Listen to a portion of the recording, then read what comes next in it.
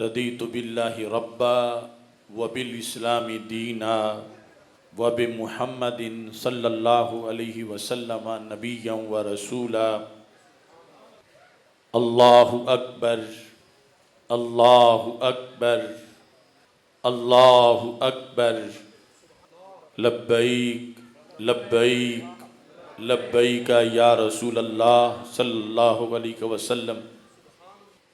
الحمدللہ الذی شرفنا بحفلۃ المیلاد والصلاة والسلام علی حبیبہ قرۃ العین والفؤاد وعلی آلہ واصحابہ الی ابد الآباد۔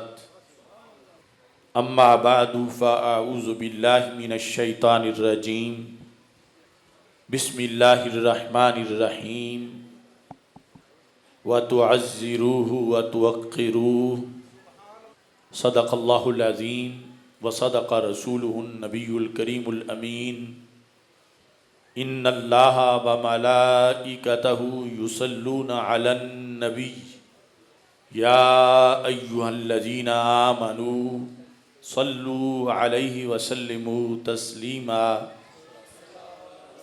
الصلاۃ والسلام علیک یا سیدی یا رسول اللہ وعلی آلک واصحابک یا سیدی یا حبیب اللہ۔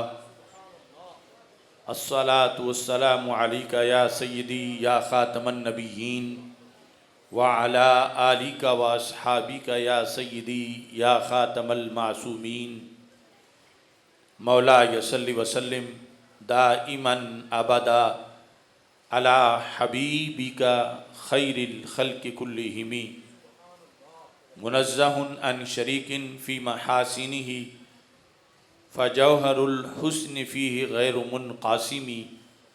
محمد تاج رسل اللہ قاطبۃ، محمد صادق الاقوال والکلم، محمد ذکرہ روح لانفسنا، محمد شکرہ فرد علی الامم۔ رب صلی وسلم دائما ابدا علی حبیبک خیر الخلق کلہم۔ خدا ہے جن کو عظیم کہتا، مقام ان کا بڑھا بڑھا کر، انہی کی عظمت بتا رہے ہیں انہی کے نعرے لگا لگا کر۔ خدا نے ان کو علوم بخشے، قرب میں اپنے بلا بلا کر، عیاں ہیں ان پہ وہ ذرہ ذرہ رکھو جسے تم چھپا چھپا کر۔ سمٹ کے ساری زمین آئی، بنی ہتھیلی پہ مثل رائی، صحابہ نے بھی یہ دی گواہی جہاں میں ڈنکے بجا بجا کر۔ انہی کی الفت سے آج تک یہ دلوں کی مسجد میں روشنی ہے، نکھر کے آتا ہے ماہ نو بھی غبار طیبہ لگا لگا کر۔ چمن چمن میں ہے بات ان کی، نگر نگر میں ہے نعت ان کی، انہی کی الفت میں مست ہیں یہ ہوائیں پنکھے ہلا ہلا کر۔ خدا نے ان کو گواہ بنایا ہر زمانے کا ہر مکان کا، وہ آج بھی سب کو دیکھتے ہیں نگاہ رحمت اٹھا اٹھا کر۔ جو ان کے در پہ گیا سوالی، کبھی نہ لوٹا وہاں سے خالی، وہ آج بھی بھر رہے ہیں جھولی سبھی کو طیبہ بلا بلا کر۔ بنا جو شان نبی کا واصف، کہا کسی نے کہ ان کا آصف، حرم کی جانب بلا رہا ہے قرآن و سنت سنا سنا کر۔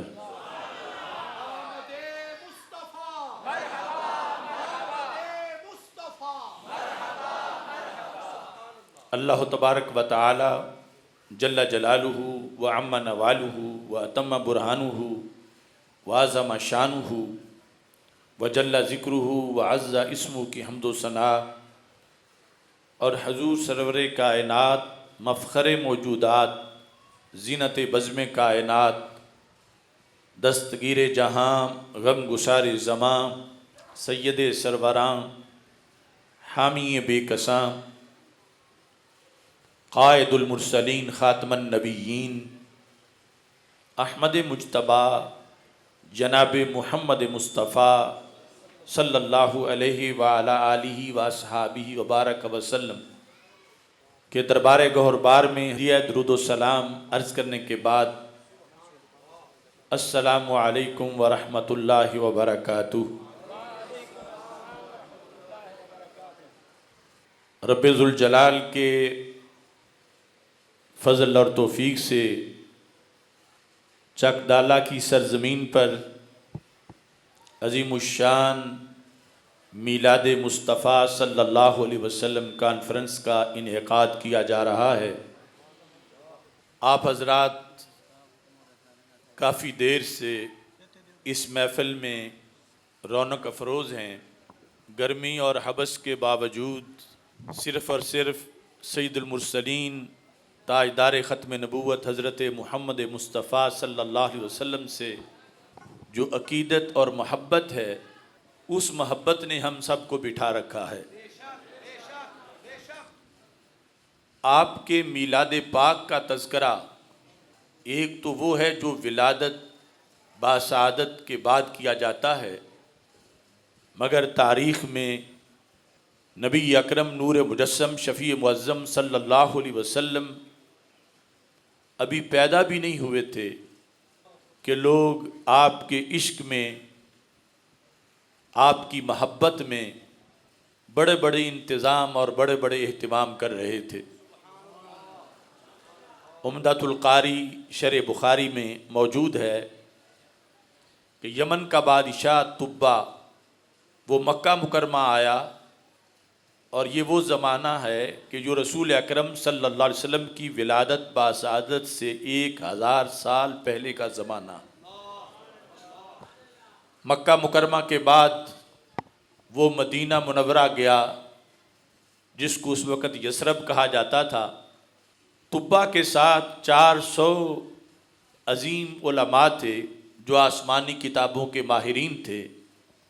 ان سب نے ہمیشہ طبہ کا ساتھ دیا، مگر جب یثرب سے جانے کا وقت آیا تو انہوں نے طبہ کو جواب دے دیا کہ ہم یہیں رہیں گے، ہم آپ کے ساتھ نہیں جائیں گے۔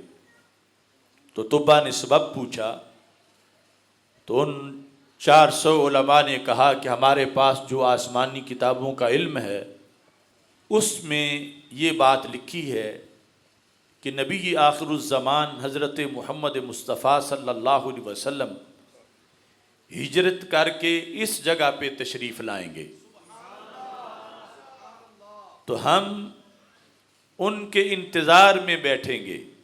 حالانکہ سرکار کی ولادت بھی نہیں ہوئی تھی، وہ رسول اکرم نور مجسم شفیع معظم صلی اللہ علیہ وسلم کے انتظار میں مدینہ منورہ کی جگہ پہ رہنے کا انہوں نے فیصلہ کر لیا۔ تو طبہ نے بھی یمن جا کر بادشاہی کرنے سے اسے ہی بہتر سمجھا کہ میں بھی رسول عربی صلی اللہ علیہ وسلم کا یہاں انتظار کرتا ہوں۔ طبہ کو یہ خیال آیا کہ پتہ نہیں وہ کب پیدا ہوں گے اور کب تشریف لائیں گے۔ ہم 400 ہماری زندگیاں اگر ختم ہو گئیں تو پیچھے یہاں ان کا استقبال کرنے والے بھی ہونے چاہیے۔ تو طبہ نے ان 400 علماء کے لیے گھر بنائے، اس کے بعد ان کی شادیاں کیں، اس کے بعد ان کے گھروں کے سارے اخراجات خود برداشت کیے۔ اس نے اپنی بادشاہی کے خزانوں کا رخ اس طرف کر دیا کہ نبی اکرم نور مجسم شفیع معظم صلی اللہ علیہ وسلم جب اس جگہ آئیں تو یہاں طلع البدر علینا پڑھنے والے لوگ موجود ہوں، سرکار کی ولادت سے 1000 سال پہلے سرکار کے میلاد کے شوق میں طبا نے یہ اہتمام کیا اور پھر اپنی طرف سے ایک خط لکھا. اس خط کے اندر عربی زبان میں ایک قصیدہ لکھا جس کا ایک شعر عمدۃ القاری میں موجود ہے. شہدت علی احمد انہ رسول من اللہ باری نیسامی، کہ میں یہ گواہی دیتا ہوں کہ حضرت محمد مصطفیٰ صلی اللہ علیہ وسلم اس خدا کے رسول ہیں جو روحوں کو پیدا کرنے والا ہے. یہ وہ عظیم نبی ہیں جن کی ولادت سے 1000 سال پہلے ان کی امتی ان کا کلمہ پڑھ رہے ہیں. اس خط پر سونے کی مہر لگائی اور سونے کی مہر سے اس کو سیل بند کر کے جو علماء میں سے سب سے بڑا عالم تھا اس کے سپرد وہ خط کیا کہ اگر میری زندگی میں وہ یہاں تشریف نہ لائے تو پھر تجھ پہ لازم ہے کہ یہ خط ان تک پہنچا دینا، اور اگر تمہاری زندگی میں بھی تشریف نہ لائے تو اپنے بیٹے کے سپرد کرنا. اس کی زندگی میں بھی نہ تشریف لائے تو وہ آگے اپنے بیٹے کے سپرد کر دے. اور ساتھ ہی طبا نے کہا جب انہوں نے یہاں تشریف لانا ہے تو مجھے یہاں ان کے لیے مکان بھی بنانا چاہیے. یہ عمدۃ القاری میں بحث اصل میں اس حدیث کے تحت ہے کہ جب رسول اکرم صلی اللہ علیہ وسلم ہجرت کر کے مدینہ منورہ تشریف لے گئے تو اونٹنی حضرت ابو ایوب انصاری کے گھر کے سامنے کیوں بیٹھی؟ کیونکہ فیصلہ یہ تھا کہ جس کے گھر کے سامنے یہ اونٹنی بیٹھ گئی تو سرکار ان کے مہمان ہوں گے. تو اس کے پیچھے راز کیا تھا؟ تو طبا نے اس زمانے میں 2 منزلہ مکان رسول اکرم صلی اللہ علیہ وسلم کے لیے تعمیر کیا کہ نبی اکرم صلی اللہ علیہ وسلم جب تشریف لائیں تو اس مکان میں رہیں. وہ مکان پشت در پشت چلتے چلتے اس وقت حضرت ابو ایوب انصاری رضی اللہ تعالی عنہ کے پاس تھا، اس لیے اونٹنی اس مکان کے سامنے بیٹھی جو طبا نے اپنی محبت سے سرکار دو عالم صلی اللہ علیہ وسلم کے لیے تعمیر کیا تھا. جس وقت نبی اکرم صلی اللہ علیہ وسلم وہاں رونق افروز ہوئے اور جھرمٹ لگ گیا. کچھ لوگ تو پہلے صحابی بن چکے تھے اور کچھ نئے تھے. جو نئے لوگ تھے ان میں سے ایک کے پاس وہ خط تھا جو طبا نے لکھ کر بڑے عالم کو دیا تھا، اور وہ شخص جو ہے رسول اکرم صلی اللہ علیہ وسلم سے واقف نہیں تھا. اس جھرمٹ میں جب آ کے وہ کھڑا ہوا اور دیکھنے لگا تو رسول اکرم نور مجسم شفیع معظم صلی اللہ علیہ وسلم نے فرمایا انت ابو لیلا، کہ تو ابو لیلا ہے اور تیری جیب میں میرا خط ہے. تو وہ ہکا بکا رہ گیا، کہنے لگا یا تو یہ شخص بہت بڑا جادوگر ہے یا پھر اللہ کا سچا نبی ہے. تو سرکار نے فرمایا تم باتیں نہ کرو، میرا خط باہر نکالو. اس نے جب جیب سے خط نکالا رسول اکرم صلی اللہ علیہ وسلم نے اس کو پڑھا. اس خط پر لکھا تھا کہ اے محمد عربی صلی اللہ علیہ وسلم میں نے آپ کو نبی تسلیم کر لیا ہے. سرکار نے اسے مرحبا کہا اور فرمایا لا تسبوا طبا، کوئی بندہ طبا کو گالی نہ دے، چونکہ عمومی طور پر بادشاہوں کو عام سمجھا جاتا ہے، گالیاں دی جاتی ہیں. فرمایا یہ وہ ہے کہ میری ولادت سے 1000 سال پہلے میری ولادت کا انتظار کر رہا تھا، میرے آنے کا انتظار کر رہا تھا. تو یہ جو مدینہ منورہ کے جتنے لوگ ہیں یہ ان 400 علماء جو میلادی علماء تھے ان کی یہ اولاد ہیں. اس بنیاد پر خلق کے لحاظ سے مکہ مکرمہ کے لوگوں میں اور مدینہ منورہ کے لوگوں میں فرق ہے. مدینہ منورہ وہ ساری آبادی ہی وہ ہے کہ جنہوں نے رسول اکرم صلی اللہ علیہ وسلم کی ولادت سے 1000 سال پہلے آپ کے عشق میں اپنی زندگیاں بسر کی ہیں. یہ میں نے اس لیے بیان کیا کہ اگر ہمیں چند گھنٹے بیٹھنا نصیب ہو گیا ہے تو اس پر اللہ کا شکر ادا کرنا چاہیے کہ وہ انتظار کرنے والے تو میلاد سے اتنے سال پہلے بھی انتظار کرتے رہے اور اللہ تعالیٰ نے ان کی محبتوں کو بھی قبول فرما لیا ہے۔ یہ جو میں نے آیت کریمہ آپ کے سامنے پڑھی ہے، رسول اکرم نور مجسم شفیع معظم صلی اللہ علیہ وسلم کی تعظیم و توقیر کے سلسلہ میں آپ کا میلاد منانا یہ بھی آپ کی تعظیم و توقیر کا ایک حصہ ہے، چونکہ آپ سارے جہانوں کی رحمت ہیں اور ہر وقت اتنی آپ کی کرم نوازیاں ہیں ہم پر کہ ہر گھڑی میں میلاد منائیں پھر بھی حق ادا نہیں ہوتا جو کرم رسول اکرم صلی اللہ علیہ وسلم اس امت پہ فرما رہے ہیں۔ آپ فرماتے ہیں لِكُلِّ نَبِيٍّ دعوۃ مستجابہ، ہر نبی کی ایک دعا ضرور قبول ہوتی ہے، ہر نبی کی ایک دعا ضرور قبول ہوتی ہے۔ یہ میں اس پس منظر میں بتانے لگا ہوں کہ استاذ کو بھی اپنے سچے شاگرد سے پیار ہوتا ہے، پیر کو اپنے مرید سے پیار ہوتا ہے، نبی کو امتی سے کتنا پیار ہوتا ہوگا۔ ہر نبی کو ہی اپنی امت سے پیار تھا، مگر جتنا پیار ہمارے نبی علیہ السلام کو اپنی امت سے ہے اتنا کسی کو اپنی امت سے نہیں تھا۔ آپ فرماتے ہیں لِكُلِّ نَبِيٍّ دعوۃ مستجابہ، ہر نبی کی ایک دعا ضرور قبول ہوتی ہے، اگرچہ ان کی روزانہ ہزاروں دعائیں قبول ہوں، ایک خصوصی کوٹے کی دعا ان کو دیتا ہے کہ کوئی مشکل وقت آ جائے یہ مانگو گے تو فوراً قبول ہو جائے گی۔ تو رسول پاک صلی اللہ علیہ وسلم فرماتے ہیں فَتَعَجَّلَ كُلُّ نَبِيٍّ دَعْوَتَهُ، 1,24,000 کم و بیش انبیاء سرکار کے علاوہ جو ہیں، سرکار فرماتے ہیں ان میں سے کسی نے بھی وہ دعا بچا کے نہیں رکھی، اس دعا کو استعمال کر لیا، اور یہ کوئی عیب نہیں، ان کا حق تھا۔ کسی مشکل وقت میں کسی کام کے لیے کسی مقصد کے لیے انہوں نے اس دعا کو استعمال کر لیا، اور رسول پاک صلی اللہ علیہ وسلم فرماتے ہیں انی اختبأت دعوتی، میری دعائیں روزانہ قبول ہوتی ہیں مگر وہ جو خاص کوٹے کی دعا ہے وہ میں نے آج تک نہیں مانگی، اور پھر فرمایا میں مانگوں گا بھی نہیں۔ کب تک نہیں مانگوں گا؟ فرما انی اختبأت دعوتی شفاعۃ لامتی الی یوم القیامہ، کہ قیامت تک جتنی بھی میری امت ہوگی ساری کے لیے وہ ایک دعا مانگ کے ہی ان کو جنت میں لے جاؤں گا۔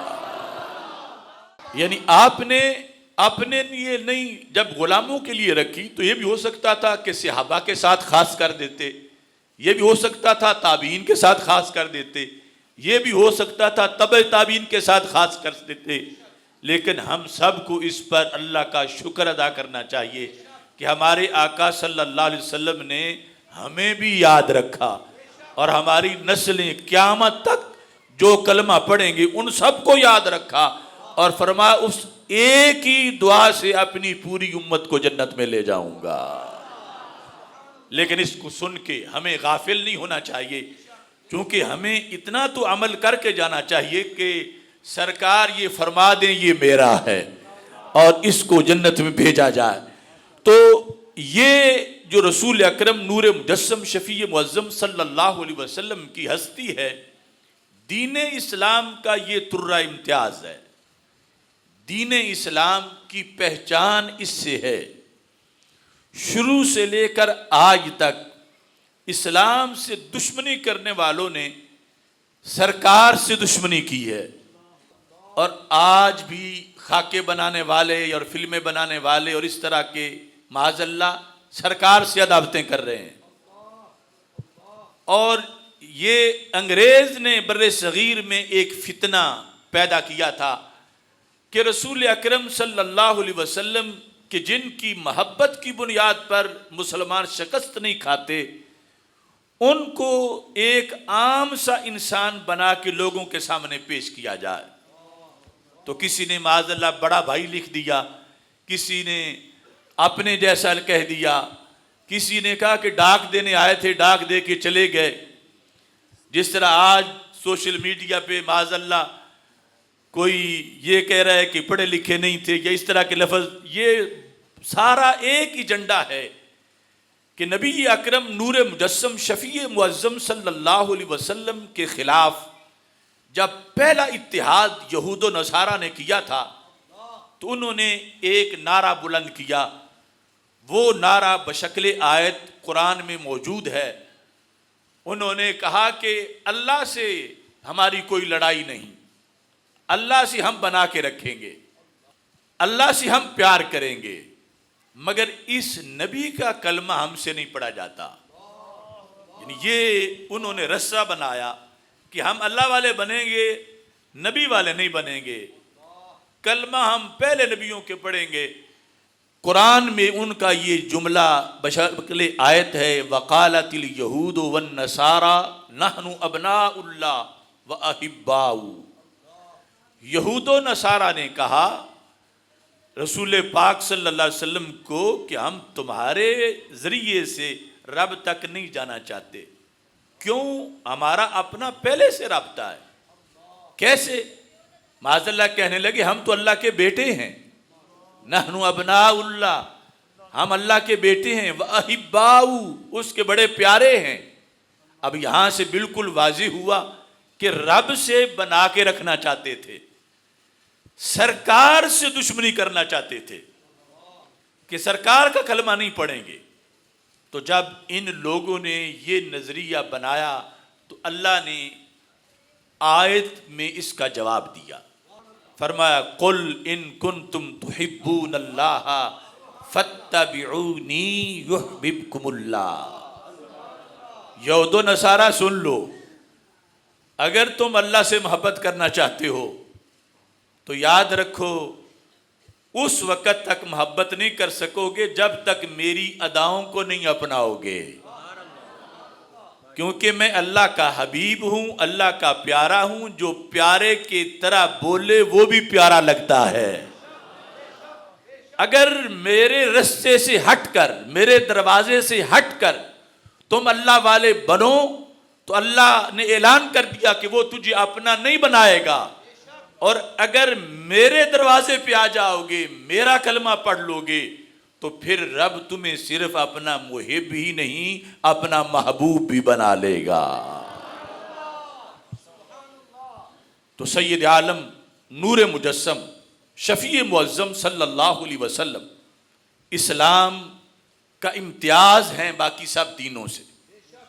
یہاں تک کہ جو کلمہ اسلام ہم پڑھتے ہیں لا الہ الا اللہ محمد الرسول اللہ صلی اللہ علیہ وسلم، پہلے حصے میں توحید ہے، دوسرے میں رسالت ہے. عقیدہ توحید پہلا عقیدہ ہے اور سب سے بڑا عقیدہ ہے، مگر ترتیب کے لحاظ سے جسے رسالت کی سمجھ آئے اسے ہی توحید کی بھی سمجھ آتی ہے. یعنی یہ پوری دنیا میں جو اسلام پھیلا تو سب سے پہلے ان لوگوں نے کلمہ پڑھا جنہیں سرکار کا قرب حاصل تھا.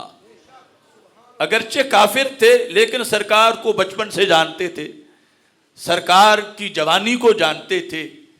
قریب والوں نے پڑھا، پھر بعید والوں نے پڑھا، پھر پوری دنیا میں اسلام پھیلا.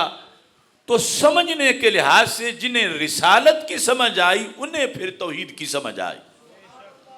اس واسطے کہ جو عرب کا ماحول تھا، بخاری شریف میں باب ہے پورا، باب جہل العرب.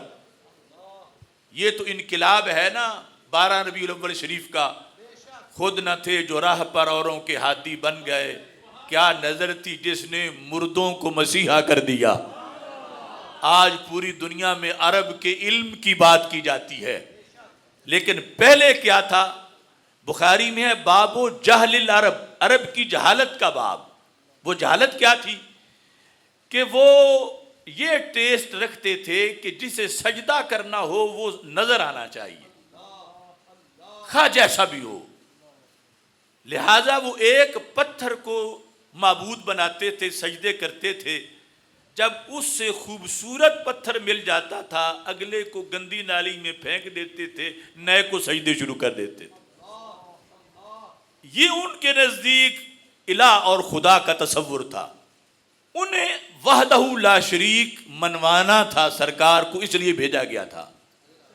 اور وہ یہ مزاج رکھتے تھے کہ معبود نظر آنا چاہیے. اس لیے پہلی امتوں میں بھی جب دعوت دی گئی تو انہوں نے کہا ارن اللہ جہرا.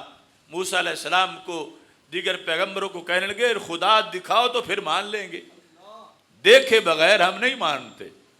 اور وہ ذات ہے کہ جس کو دنیا میں سوائے ہمارے نبی علیہ السلام کی آنکھ کے کوئی دیکھ ہی نہیں سکتا.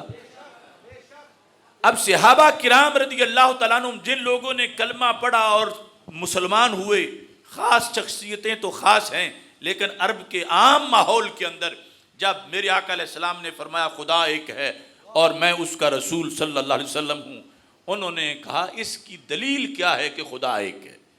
یعنی جس ماحول میں گھر گھر میں انہوں نے خدا رکھا ہوا تھا اپنا گڑا ہوا، انہوں نے جب دلیل مانگی تو کیا دلیل پیش کی میرے آقا علیہ السلام نے کہ انہیں دکھائے بغیر رب منوا لیا. دلیل یہ تھی، وہ بشکل آیت قرآن مجید میں موجود ہے. فرمایا فقد لبثت فیکم عمرا من قبلہ افلا تعقلون. فرمایا بڑے عجیب لوگ ہو، تمہیں عقل نہیں، مجھے دیکھ کے پھر مجھ سے دلیل پوچھتے ہو. میں تمہارے اندر 40 سال گزار چکا ہوں. ایسا نہیں کہ میں کل باہر سے آیا ہوں اور آج میں نے دعویٰ نبوت کر دیا ہے. میری 40 سالہ زندگی کا ہر سال دیکھو، ہر مہینہ دیکھو، ہر ہفتہ دیکھو، ہر دن دیکھو، ہر گھنٹہ دیکھو، ہر منٹ اور ہر سیکنڈ دیکھو. اگر 40 سال کے ایک سیکنڈ میں بھی تجھے جھوٹ نہیں ملتا تو پھر آج بھی سچ بول رہا ہوں کہ خدا ایک ہے، میں اس کا رسول ہوں. وہ ماحول جو بہت بڑا دشمن تھا، عداوت سے بھرے ہوئے تھے، رسول اکرم صلی اللہ علیہ وسلم کی اس بات پر سوچنے پہ مجبور ہوئے.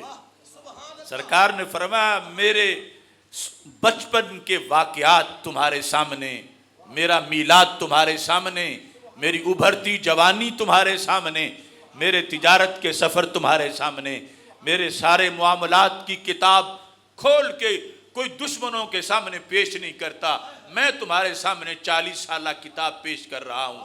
اس کو پڑھ لو، ہر فصل پڑھو، ہر صفحہ پڑھو، ہر سطر پڑھو، ہر حرف پڑھو.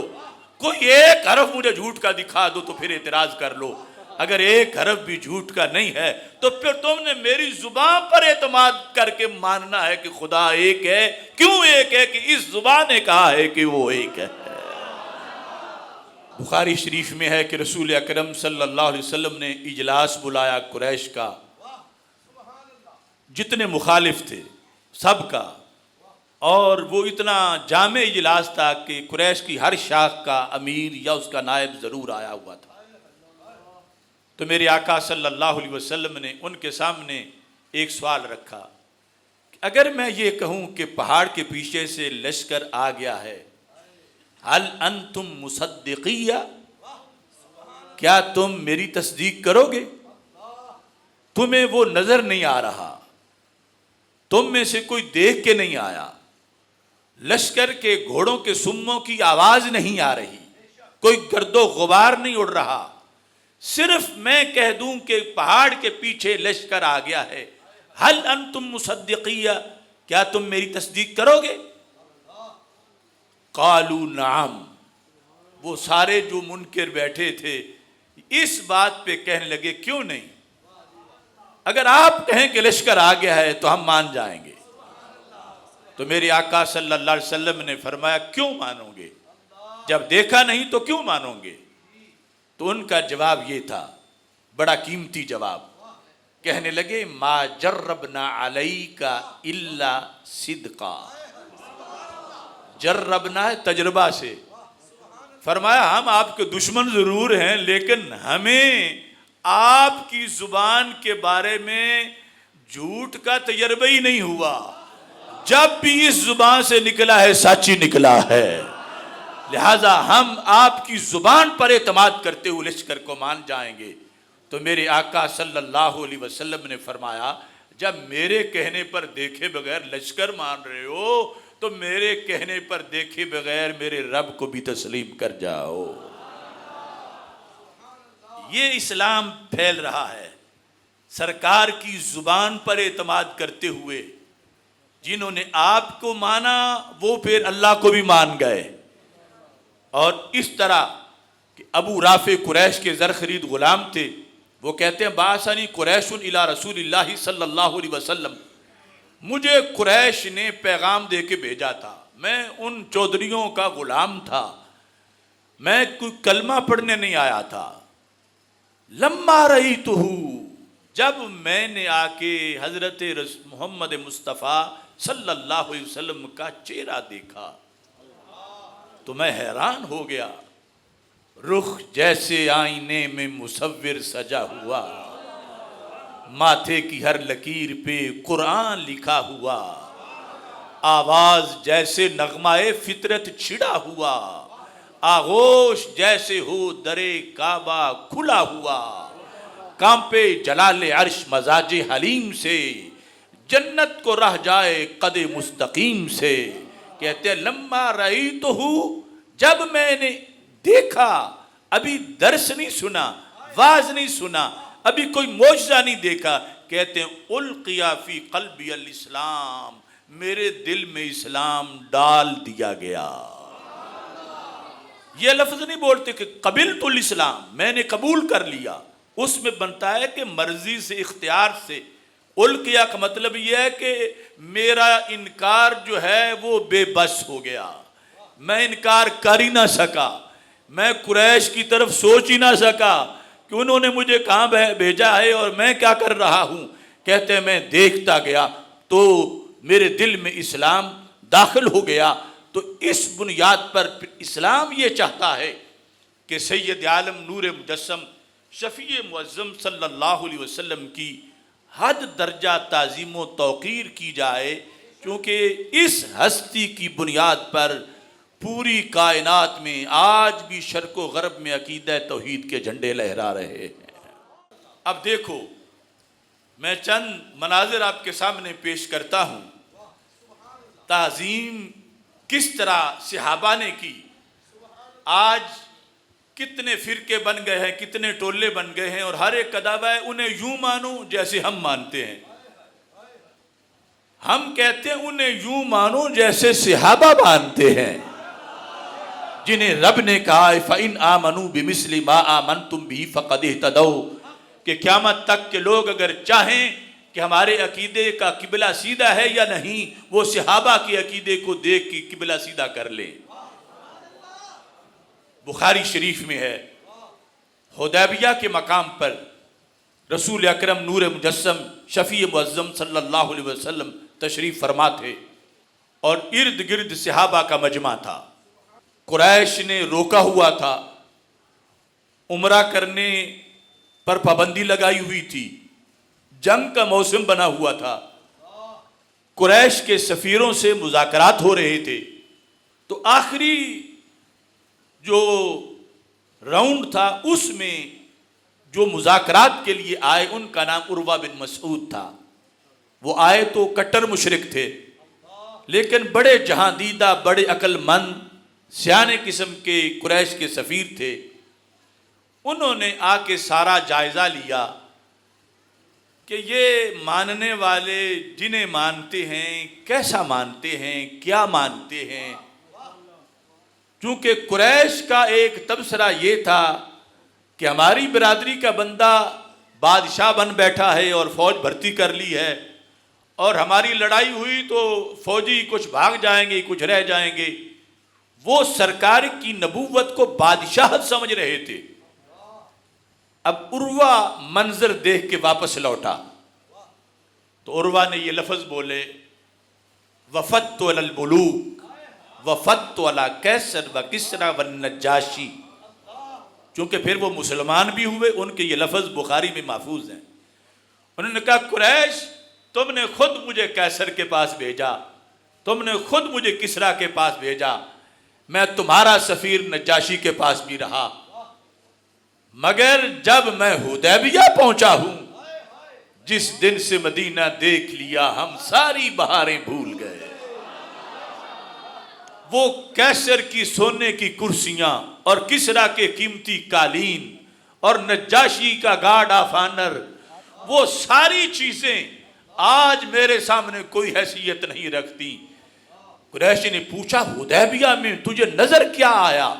جہاں اینٹوں کے بچھونے تھے، پتوں کے سرانے بنائے ہوئے تھے، پتوں کے بچھونے بنائے ہوئے تھے، عام لوگ تھے، تجھے وہاں کیا نظر آیا کہ آج تم ان کی بولی بول رہے ہو؟ تو ایک چیز تھی جس سے عروہ نے بادشاہ اور نبی کا فرق بیان کیا،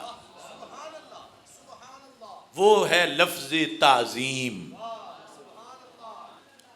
عروہ نے کہا ان رأیت مالکا یعظمہ اصحابہ عظم یعظم تعظیما، ان رأیت مالکا یعظمہ اصحابہ ما یعظم اصحاب محمدن صلی اللہ علیہ وسلم۔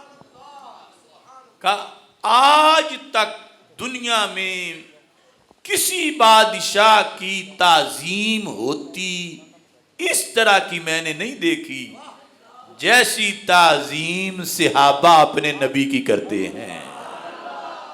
اب دیکھو ایک کافر دماغ متاثر کس چیز سے ہوا؟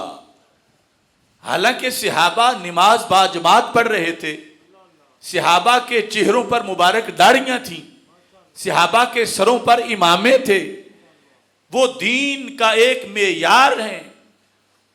وہ چیزیں اپنی ڈائری میں عروہ نے شامل نہیں کی، حالانکہ وہ کل کے مسلمان کا بھی کمال تھا، آج کے مسلمان کا بھی کمال ہے۔ عروہ نے 5 چیزیں شامل کی جو جا کے پچھلوں کو بتائیں۔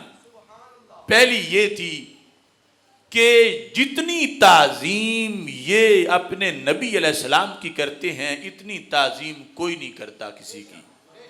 اب قریش مکہ کے لیے یہ مرحلہ تھا کہ تعظیم کا پتہ تو چلے وہ تعظیم ہوتی کیا ہے جو صحابہ کرتے ہیں اور بادشاہوں کی نہیں ہوتی۔ اب وہ میں جملہ بولنے لگا ہوں کہ صحابہ کی تعظیم کو ایک مشرک نے بیان کر کے خود کلمہ پڑھ لیا۔ وہ تعظیم جو اس وقت صحابہ کرام کے انداز میں تھی آج اس کی جھلک اہل سنت و جماعت میں نظر آتی ہے۔ لفظ یہ ہیں، کہنے لگا ان تنخم النبی نخامتا الا وقعت فی کف رجل منہم فدلک بہا وجہہ وجلدہ۔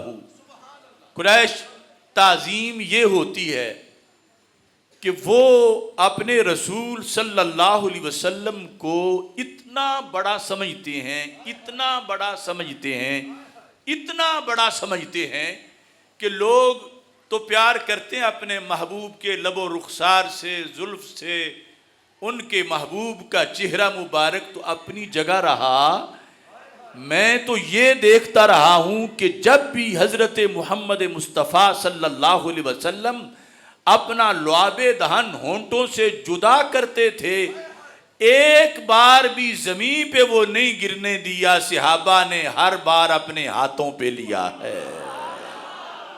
ان تنخم النبی نخامتا الا وقعت فی کف رجل منہم، اگر کوئی بندہ نبی کو اپنے جیسا سمجھتا ہو تو اپنے جیسوں کا تھوک بھی کوئی ہاتھوں پہ لیتا ہے۔ یہ تو طیبہ کی محبت کا اثر ہے، ورنہ کون روتا ہے لپٹ کے در و دیوار کے ساتھ۔ نخامہ جو مطلقاً تھوک ہوتا ہے، بساک یا بزاک اس کے لیے لفظ بولا جاتا ہے، وہ بھی باعث نفرت ہوتا ہے، لیکن نخامہ ہے جو سینے سے بلغم آئے۔ لیکن میرے آقا صلی اللہ علیہ وسلم کا لعاب دہن وہ تھوک تو نہیں، وہ تو چشمہ رحمت کی جھاگ ہے۔ جب گلے قدس کی پتیوں سے وہ جھاگ جدا ہوتا ہے تو صحابہ اپنے ہاتھوں پہ لیتے ہیں، اور صرف ہاتھوں پہ ہی نہیں لیتے. عروہ کہنے لگے فدالہ کا بہا وجہہ، جسے وہ ملتا تھا لعاب دہن ماتھے پہ لگا لیتا تھا. کیسر کا تھوک کسی نے نہیں لیا، کسرا کا تھوک کسی نے ماتھے پہ نہیں ملا، نجاشی کا تھوک کسی نے چہرے پہ نہیں لگایا. قریش تم سمجھتی ہو کہ بادشاہ، یہ بادشاہ نہیں، یہ نبوت ہے. اور یہ جو لعاب دہن نیچے نہیں گرنے دے رہے، ان سے مت ٹکرانا. جو لعاب نیچے نہ گرنے دیں، نبی کا لو کیسے نیچے گرنے دیں گے؟ یہ ہے تعظیم جو صحابہ کرام رضی اللہ تعالی عنہم نے قریش کے سفیر کے آنے پر ایک انداز اختیار کیا، لعاب دہن اپنے ماتھے پہ لگایا. اب اس میں ہمارے محدثین نے بہت سی حکمتیں لکھی. سعودی عرب کا محمد بن صالح عثیمین، جس کو وہ اپنا مجدد مانتے ہیں، اس نے بخاری کی شرح میں یہاں لکھا، کہتا ہے صحابہ ویسے اس طرح نہیں کرتے تھے. حالانکہ یہ بھی اس کا گمان ہے، چونکہ ہر وقت وہ کب صحابہ کے ساتھ تھا کہ ویسے نہیں کرتے تھے. کہتا ہے اس دن کرنے کی خاص وجہ تھی. کیا؟ کہتا ہے لِإِغَاظَةِ الْمُشْرِكِينَ، وہ دشمن نبی کا دل جلانا چاہتے تھے. تو اس سے اتنا تو ثابت ہوا کہ دشمن نبی کا دل جلانا بھی سنت صحابہ ہے. میں پوچھتا ہوں دشمن نبی کا دل جلانے کے لیے 2 نفل اٹھ کے کیوں نہیں پڑے؟ یقیناً دشمن نبی اس سے بھی جلے گا کہ یہ اللہ کی نماز پڑھ رہے ہیں، مگر پتہ چلا جو دل سرکار کے لعاب کو ماتھے پہ لگانے سے جلتا ہے دشمن کا، اتنا نفلوں سے نہیں جلتا. یہ بنیاد ہے، یہ شعبہ ہے اسلام کا. پورا دین وہاں والا ہمارے پاس پہنچا. نماز وہاں تھی تو نماز یہاں ہے. روزہ وہاں صحابہ کے پاس تھا، روزہ ہمارے پاس بھی ہے. حج ان کے پاس تھا، حج ہمارے پاس بھی ہے. زکوٰۃ وہ دیتے تھے، زکوٰۃ ہم بھی دیتے ہیں. تلاوت وہ کرتے تھے، تلاوت ہم بھی کرتے ہیں. درود وہ پڑھتے تھے، درود ہم بھی پڑھتے ہیں. ہاں ہمیں تسلیم، ان کا دین ایک آفتاب جیسا، ہمارا چھوٹے سے چراغ جیسا. لیکن وہ وہی دین ہمارے پاس بھی ہے، مگر ایک چیز ان کے پاس تھی ہمارے پاس نہیں، وہ ہے میرے آقا علیہ السلام کا لعاب دہن. اب صحابہ دشمن نبی کا دل جلانے کے لیے لعاب دہن انہیں میسر تھا. آج اس کے متوازی ہمارے پاس کیا ہے؟ یا تو یہ ہوتا کہ دشمن نبی ہی مر کھپ جائے، دنیا میں اس کا بیج ہی ختم ہو گیا ہوتا، کوئی دشمن نبی ہی نہ ہوتا، تو پھر فتویٰ دے دیا جاتا یہ شعبہ بند ہو گیا ہے، باقی سارے کام کرو. یہ دشمن نبی کا دل جلانے والی بات جو ہے یہ اب ختم ہو گئی ہے. مگر دشمن تو گلی گلی میں ہے. دشمن دیکھو اتنے ہٹ دھرم اور ضدی ہیں. وہ ہالینڈ کا، نیدرلینڈ کا گیرٹ ولڈر، جس نے ہمارے آقا علیہ السلام کے گستاخانہ خاکے بنانے کی نمائش کا اعلان کیا تھا، اور ادھر سے ہم نے پاکستان سے فتویٰ دیا تھا اس کے واجب القتل ہونے کا. وہ نمائش ٹل گئی. یہ 18 کی بات ہے، 2018 کی بات ہے، لیکن اب تک اس کو مرچیں لگی ہوئی ہیں. وہ کہتا ہے مجھے رات نیند نہیں آتی، تم نے فتویٰ دیا ہوا ہے. اور اب اس نے وہاں کی عدالت میں مجھے 14 سال قید کی سزا کروائی ہے کہ اس کے فتوے کی وجہ سے میرا چین غارت ہو گیا ہے. تو پتہ چلا دشمن تو اب بھی ہیں. تو پھر طریقہ تو کوئی ہونا چاہیے ان کو جلانے کا. اور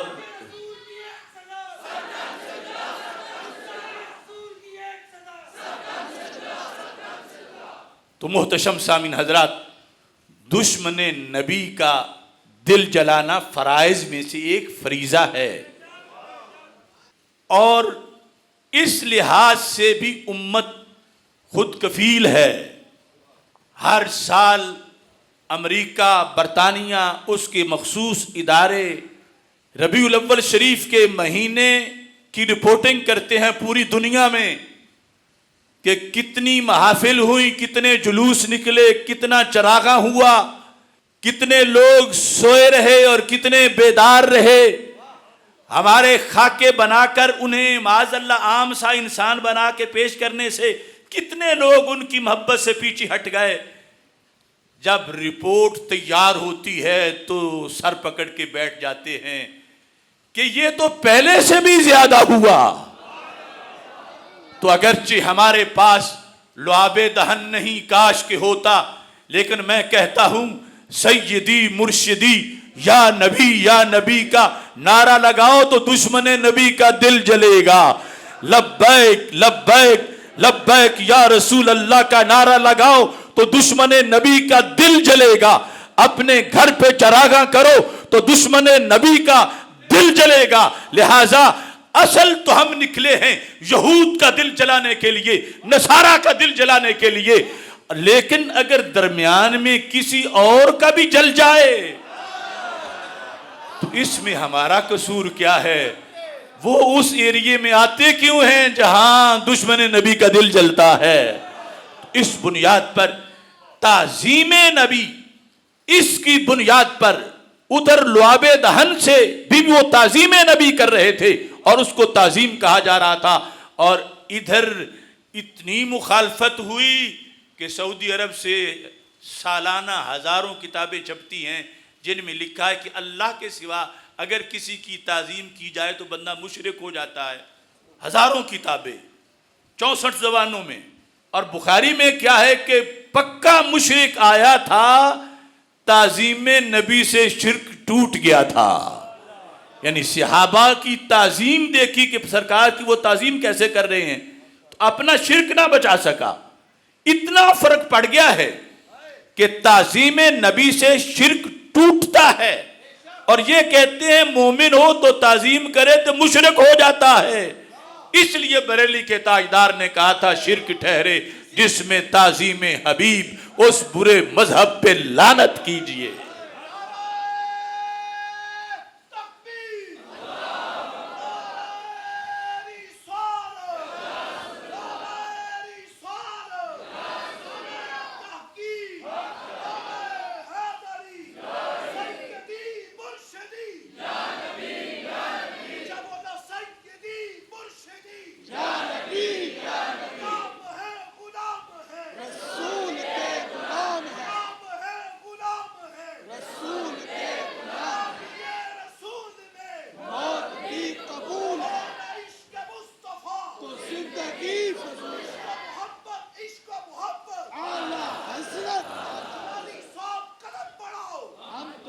اب دیکھیے ٹائم چونکہ تھوڑا ہے، ہمارے معاشرے میں دو طرح کے جلسے ہو رہے ہیں اس موسم میں بھی.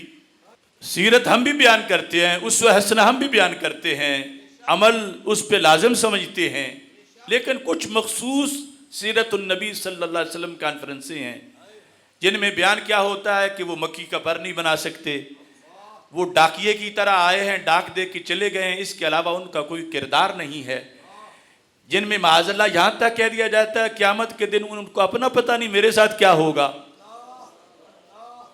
اگر حدیبیہ میں جو صحابہ بیٹھے ہوئے تھے ٹولیوں کے اندر، عروہ بن مسعود ان کی ساری ٹولیوں کی گفتگو سنتے بیٹھ کر ہر ایک کے پاس جاتے، خدا نخواستہ اگر ایک ٹولی میں یہ ہوتا کہ یہ پیغمبر بس صرف ڈاکیے کی طرح کے آئے ہیں اور تو کوئی بات نہیں، وہاں سے اٹھتے دوسرے ٹولی میں بیٹھتے تو تقریر ہو رہی ہوتی یہ تو مکی کا پر بھی نہیں بنا سکتے، تیسری ٹولی میں بیٹھتے تو آگے سے بیان کیا جا رہا ہوتا انہیں تو اپنا کوئی پتہ نہیں میرے ساتھ کل کیا ہوگا قیامت کے دن. تو آپ اپنے دل سے فیصلہ کرو، کیا اس کافر کا جی کرتا کہ میں بھی اس نبی کا کلمہ پڑھوں؟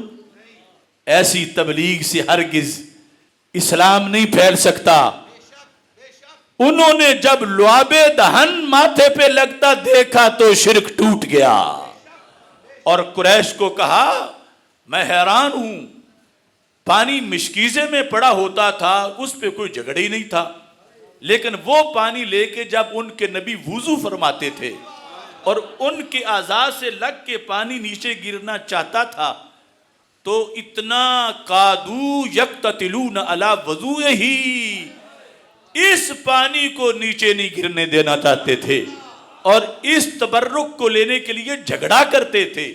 ویسے تو احد کے میدان میں ایک بوند مل جائے پانی کی تو شہید کو تھا جان بچ جائے گی، مگر اتنا ایثار تھا تو کہتے ہیں اگلے کو پلا دو، میری کوئی بات نہیں، جان نکل گئی تو نکل گئی۔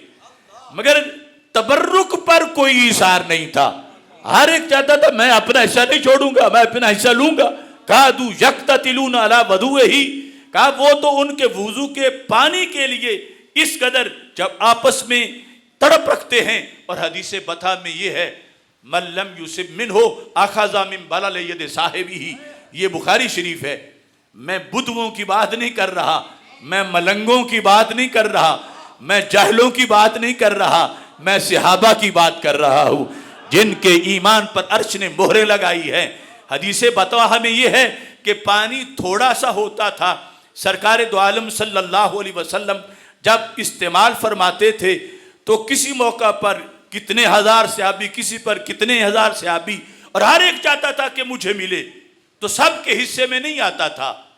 تو جن کو نہیں ملتا تھا وہ کیا کرتے تھے؟ وہ طریقہ انہوں نے خود گھڑا تھا، اور وہ کیا تھا؟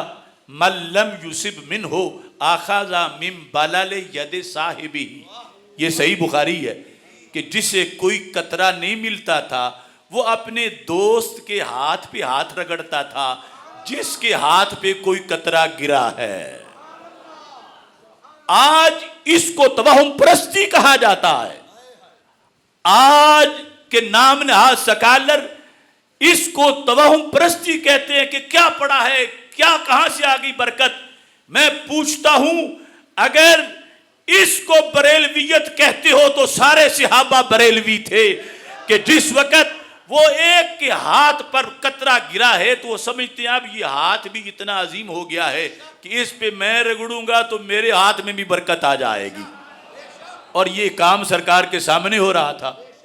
آپ سے بڑھ کے شریعت کا محافظ ہو نہیں سکتا۔ کوئی کچھ بھی گڑبڑ ہوتی تو فرماتے صحابہ محبت والے کام اور بڑے ہیں، یہ چھوڑو۔ تبن بھی فرما سکتے تھے کہ جب ایک بندہ وضو کر رہا ہو اور ہزاروں میں پانی لے رہے ہوں تو سرکار نے نہ تبن منع کیا نہ شرن منع کیا، بلکہ بعد والوں کے لیے ثابت کرنے کے لیے سوال کر لیا۔ اگرچہ سرکار کو پتا تھا یہ ایسا کیوں کرتے ہیں، اب ہمیں سنیں تو پتا چل گیا ہے، تو سرکار کو تو پہلے پتا تھا، لیکن ان کے دلوں میں جو بات تھی سرکار ڈالا چک والوں کو یوں سنانا چاہتے تھے کہ وہ کیوں ایسا کر رہے تھے۔ بخاری میں ہے پوچھ لیا ما یحملکم علی ھذا، میرے صحابہ کیا مجبوری ہے یہ پانی جو لیتے ہو، کون سی چیز تجھے برانگیختہ کرتی ہے، کون سی چیز تمہارے اندر یہ جذبہ پیدا کرتی ہے کہ میرے وضو والا پانی لیتے ہو اور پھر ہاتھوں پہ ہاتھ رگڑ رہے ہو۔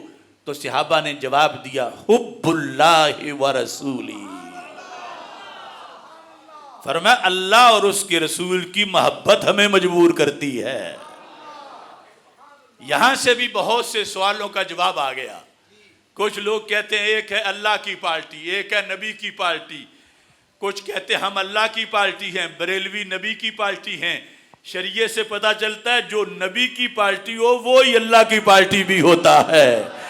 یہاں وضو معاذ اللہ نہیں کر رہا تھا، اللہ تو جسم سے پاک ہے، وضو اللہ کے نبی کر رہے تھے، اور صحابہ کہتے ہیں حب اللہ و رسولی، ہم پانی اس لیے لیتے ہیں کہ اس میں اللہ کی محبت بھی ہے، اللہ کے رسول علیہ السلام کی محبت بھی ہے۔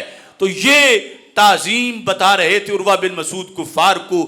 دوسری بات کہ اس طرح ان کے اندر جذبہ ہے اپنے رسول صلی اللہ علیہ وسلم کے لحاظ سے، اور کہنے لگے تیسرے میں یہ بتاتا ہوں اذا امرا فابتدروا امرہ، جب وہ حکم دیں تو حکم ایک کو ہوتا ہے، تیار وہ سارے ہو جاتے ہیں۔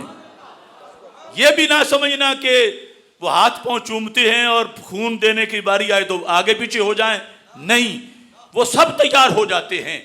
چوتھے نمبر پر فرمایا اتنا ادب کرتے ہیں، ویسے تو قریش کے اپنے قبیلوں کے سردار ہیں لیکن وہاں یوں بیٹھے ہوئے ہیں اذا تکلم خفضوا اصواتهم، جب رسول پاک صلی اللہ علیہ وسلم گفتگو فرما رہے ہوں تو کسی کی مجال نہیں کہ اپنی آواز کو اونچا کرے. اور 5ویں نمبر پر کہنے لگے وہ دیکھنے میں بھی تعظیم کرتے ہیں. پھر لفظ تعظیم استعمال کیا، ما یحدون الیہ النظر تعظیما لہ، کہ بڑے بڑے باروب عمر فاروق رضی اللہ تعالی عنہ جیسے انسان بیٹھے ہیں، لیکن سرکار کے دیدار کے لیے پوری آنکھ کھول کے یوں دیکھ نہیں سکتے، نگاہیں جھکا کے تھوڑا تھوڑا دیکھتے ہیں کہ کہیں پوری آنکھ کھولنے سے بے ادبی نہ ہو جائے. یہ ایک کافر نے نوٹ کیا صحابہ کی مجلس میں، اور میں یہ برملا کہتا ہوں کہ دوسرے کسی فرقے کا کوئی محدث ہو، شیخ الحدیث ہو، اور ہمارے اہل سنت کا کوئی چارہ کاٹنے والا ہو، ان کا آپس میں تقابل کروا لیں. اس چارہ کاٹنے والے سے بھی پوچھیں تجھے اگر اللہ کے رسول علیہ السلام کا لعاب دہن ملے تو کیا کرے گا؟ وہ کہے گا کیا میری قسمت، میں اپنے ماتھے پہ ملوں گا. اور دوسرے فرقے کے شیخ الحدیث سے پوچھو تو کیا کرے گا، وہ جو روزانہ اپنے آپ کو سرکار جیسا کہتا ہے وہ لعاب کی عظمت کیا بتائے گا. اس طرف بھی آدمی ہیں، اس طرف بھی آدمی، ان کے بوٹوں پہ چمک ہے، ان کے چہروں پہ نہیں. اس واسطے کہ اللہ تعالیٰ نے چمک والا عقیدہ چمک والوں کو عطا فرمایا ہے. اور صحابہ کی یہی سوچ تھی کہ سرکار دو عالم صلی اللہ علیہ وسلم کے بارے میں کمی کا نہیں سوچنا، نقص کا نہیں سوچنا، اور تجربہ کر کے نہیں، تول تول کے نہیں، سینہ کھول کے ماننا ہے. یہی حدیبیہ عشق میں جب یہ وقت گزر گیا تو کسی نے حضرت جابر سے پوچھا کم کنتم یومئذ، تم اس وقت کتنے تھے؟ کہ جب پانی ختم ہوا تھا اور ملتا نہیں تھا، اور رسول اکرم صلی اللہ علیہ وسلم نے برتن میں اپنا پنجہ رکھا تو ندیاں پنجاب رحمت کی ہیں جاری، واہ واہ. کتنے نے پانی پیا؟ چونکہ ایک روایت میں حدیبیہ میں 1400 تھے، بخاری میں 1500 تھے. اور بتانے والے کیا کہتے ہیں؟ کہتے ہیں لو کننا مئات الف لکفانا، اگر ہم لاکھ بھی ہوتے تو پانی کافی تھا.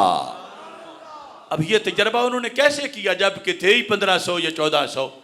تو یہ ان کا نظریہ تھا کہ جن کی انگلیاں 1500 کو پلا سکتی ہیں ان کی لاکھ کو بھی پلا سکتی ہیں. اپنی گفتگو سمیٹتے ہوئے یہ حوالہ پیش کر رہا ہوں کہ حضرت صدیق اکبر رضی اللہ تعالی عنہ بخاری شریف میں موجود ہے کہ بنی عمر بن عوف کی صلح کرانے کے لیے مسجد قباء والے علاقے میں تشریف لے گئے. ظہر پڑھا کے گئے اور عصر آ کے پڑھانی تھی. ادھر بات چیت کرنے میں تاخیر ہو گئی، پیچھے نماز عصر کا وقت ہو گیا. تو صحابہ نے حضرت صدیق اکبر رضی اللہ تعالیٰ عنہ سے کہا کہ سرکار نہ ہوں تو پھر آپ ہی مصلی پہ کھڑے ہو جائیں. ایک روایت میں تو سرکار ذمے لگا کے گئے تھے حضرت صدیق اکبر رضی اللہ تعالیٰ عنہ کی. دوسری روایت میں صحابہ نے کہا، حضرت صدیق اکبر رضی اللہ تعالیٰ عنہ نے تکبیر تحریمہ کہی، پیچھے صفیں بن گئی، سارے نماز میں داخل ہو گئے. تو اتنے میں اللہ کے رسول علیہ السلام بھی تشریف لے آئے. اب یہ صحابہ کا امتحان تھا، پوچھ سکتے نہیں تھے کہ حالت نماز میں تھے. اور پھر یہ تھا کہ ہوں خدا کے رسول اور ہوں رسولوں کے امام اور امت کی آخری صف میں کھڑے رہے، یہ کیسے ہو سکتا ہے؟ تو صحابہ پیپر میں پاس ہو گئے. انہوں نے ہاتھوں پہ ہاتھ مارا، صفوں میں جگہ بنتی گئی، سرکار آگے چلتے گئے. نماز کے اندر ہی اس امت نے پیغمبر کو پچھلی صف سے پہلی صف میں پہنچا دیا. اور جب پہلی صف میں پہنچے تو امام نے بھی ادب کرنا شروع کر دیا. حضرت صدیق اکبر رضی اللہ تعالی عنہ کو پتہ چل گیا کہ یہ جو آواز تھی سرکار تشریف لے آئے ہیں. آپ مصلی سے پیچھے ہٹنے لگے، یہ صحیح بخاری ہے. تو سرکار نے فرمایا مکانک، یہ عروج ہے صدیق اکبر کا جو سوائے ان کے کسی کو نہ ملا. سرکار نے فرمایا ابو بکر تجھے ہٹانے نہیں آیا، میں تیرے پیچھے نماز پڑھوں گا، مکانک، کھڑے رہو کھڑے رہو کھڑے رہو، 3 بار فرمایا۔ لیکن حضرت صدیق اکبر رضی اللہ تعالی عنہ پھر بھی پیچھے ہٹا ہے، اور رسول اکرم نور مجسم شفیع معظم صلی اللہ علیہ وسلم مصلی پہ تشریف لے گئے، اور جہاں تک نماز پہنچی تھی اس سے آگے جماعت شروع کر دی۔ یہ ہیں صحابہ، اور ایک ہے بر صغیر کی دہلی برانڈ توحید۔ اسماعیل دہلوی کے نزدیک اگر نماز میں نبی کا خیال آ جائے تو گائے گدے کے خیال سے معاذ اللہ برا ہے۔ باقاعدہ پھر دلیل دیتا ہے، کہتا ہے گائے گدے کا ادب سے نہیں آئے گا، نبی کا ادب سے آئے گا، تو نماز خدا کی ہو اور ادب نبی کا ہو تو شرک ہو جائے گا۔ اس کو دیکھ کر اقبال نے کہا تھا سطوت توحید قائم جن نمازوں سے ہوئی، وہ نمازیں ہند میں نظر بریمن ہو گئیں۔ کہ وہ نمازیں کیسی ہیں؟ اب مدینہ منورہ میں جب صحابہ ہاتھوں پہ ہاتھ مار رہے تھے تو کیا یاد نبی کے بغیر ہی مار رہے تھے؟ کیا تعظیم کے بغیر مار رہے تھے؟ اور پھر جب حضرت صدیق اکبر مصلی چھوڑ کے پیچھے آ رہے تھے، کیا آج ہو سکتا ہے کہ چودھری صاحب مسجد میں آ گئے ہیں امام صاحب پیچھے ہو جائیں؟ وہ اتنا بڑا ادب کر رہے تھے اور نماز کے اندر کر رہے تھے، تو کیا سرکار دو عالم صلی اللہ علیہ وسلم نے فرمایا کہ ابو بکر تم نے تو سب کی نماز خراب کر دی معاذ اللہ، میرا ادب تم نے نماز کے اندر بھی کیا؟ ایسا نہیں ہوا۔ جب جماعت ہو گئی تو میرے آقا صلی اللہ علیہ وسلم نے پوچھا، وہ بھی اس لیے کہ بعد والوں تک بات پہنچے۔ فرمایا ابو بکر میں نے جو تجھے کہا تھا جماعت کراتے رہو، تم نے مصلی کیوں چھوڑا؟ اب جواب سنو، بخاری شریف میں ہے حضرت ابو بکر صدیق رضی اللہ تعالیٰ عنہ کی عاجزی اور صحابہ کا سرکار کی تعظیم کرنا۔ آج کیا پدی کا شوربہ، کوئی کہتا ہے، بعض لکھتے ہیں کہ لوگ آج علم میں نبی سے بڑھ بھی جاتے ہیں۔ حضرت صدیق اکبر رضی اللہ تعالی عنہ جواب دیتے ہیں، ما کان لابن ابی قحافۃ ان یصلی بین یدی رسول اللہ صلی اللہ علیہ وسلم۔ محبوب میں نے آپ کا فرمان سنا تھا، مگر ابو قحافہ کے بیٹے کی مجال کیا ہے کہ وہ رب کے رسول کے آگے کھڑا ہو کے نماز پڑھے؟ میں ہوں ابو قحافہ کا بیٹا، آپ ہیں رب کے رسول، میں کون ہوتا ہوں کہ میں آگے کھڑا ہو کے جماعت کروں؟ امام کرمانی کہتے ہیں یہ آخری حد ہے عجز کی کہ اپنا نام تک نہیں لیا۔ یہ نہیں کہا کہ میں ہوں صدیق اکبر، یا صرف اپنا نام ہی لے لیں۔ باپ کے لحاظ سے تو ہر کوئی پہچانا جاتا ہے کہ میں ہوں ابو قحافہ کا بیٹا، میری کیا حیثیت ہے؟ آپ تو اللہ کے رسول صلی اللہ علیہ وسلم ہیں۔ تو مجھ سے برداشت نہیں ہوا کہ میں آپ کے آگے کھڑا ہو کے نماز پڑھوں، میری پشت آپ کی طرف ہو۔ تو جس نے تعظیم نبی میں مصلی چھوڑا تھا، اللہ نے پہلے نمبر پہ اسے ہی عطا فرما دیا تھا۔ حضرت عباس رضی اللہ تعالی عنہ جو رسول اکرم صلی اللہ علیہ وسلم کے نزدیک نہایت ہی معزز ترین شخص ہیں اس دنیا میں، کہ آپ کے چچا بھی ہیں اور کلمہ بھی پڑھا ہوا ہے، اور پھر سیدنا امیر حمزہ رضی اللہ تعالی عنہ کی شہادت کے بعد صرف وہی چچا باقی زندہ تھے، تو انہیں بلانا ہوتا تھا تو سرکار یہ نہیں فرماتے تھے کہ صحابہ میرے چچا جی کو بلا لاؤ، فرماتے تھے ردو الیہ ابی عباس، میرے ابا جی حضرت عباس کو بلا کے لے آؤ۔ یعنی یہ شرف اور کسی کو حاصل نہیں۔ اب وہ سرکار دو عالم صلی اللہ علیہ وسلم کے بارے میں اپنا کیا نظریہ رکھتے ہیں؟ ان سے کسی نے پوچھا، ذہبی نے سیر اعلام النبلاء میں لکھا، انت اکبر ام النبی صلی اللہ علیہ وسلم، عباس آپ یہ بتاؤ آپ بڑے ہو یا نبی علیہ السلام بڑے ہیں؟ یعنی یہ واضح تھا کہ وہ عمر میں پوچھ رہا تھا کہ آپ عمر میں بڑے ہو یا نبی علیہ السلام عمر میں بڑے ہیں۔ اب دیکھو حقیقت یہ ہے کہ حضرت عباس رضی اللہ تعالیٰ عنہ کی ولادت پہلے کی ہے، اور جس کی ولادت کسی سے پہلے کی وہ بڑا ہی ہوتا ہے، لیکن وہ کہاں سے جملہ ڈھونڈ کے لائے؟ پوچھا انت اکبر امن نبی، آپ بڑے ہیں یا نبی علیہ السلام بڑے ہیں؟ کہتے ہیں ہوا اکبر منی، بڑے تو میرے نبی علیہ السلام ہی ہیں، انا ولدت قبل، صرف ولادت میری پہلے ہوئی ہے، ولادت میری پہلے ہوئی ہے مگر بڑا میں نہیں ہوں، بڑے وہی ہیں۔ اور حضرت عبداللہ بن عباس رضی اللہ تعالی عنہ جو حضرت عباس کے بیٹے ہیں، حضرت میمونہ ان کی خالہ ہیں اور رسول پاک صلی اللہ علیہ وسلم کی زوجہ محترمہ ہیں۔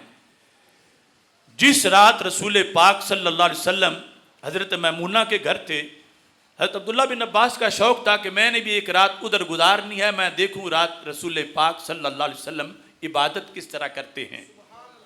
فتح الباری میں یہ حدیث موجود ہے، جب رات رسول اکرم صلی اللہ علیہ وسلم قیام کے لیے کھڑے ہوئے تو ابن عباس بھی، عبداللہ بن عباس بھی وضو کر کے پیچھے کھڑے ہو گئے۔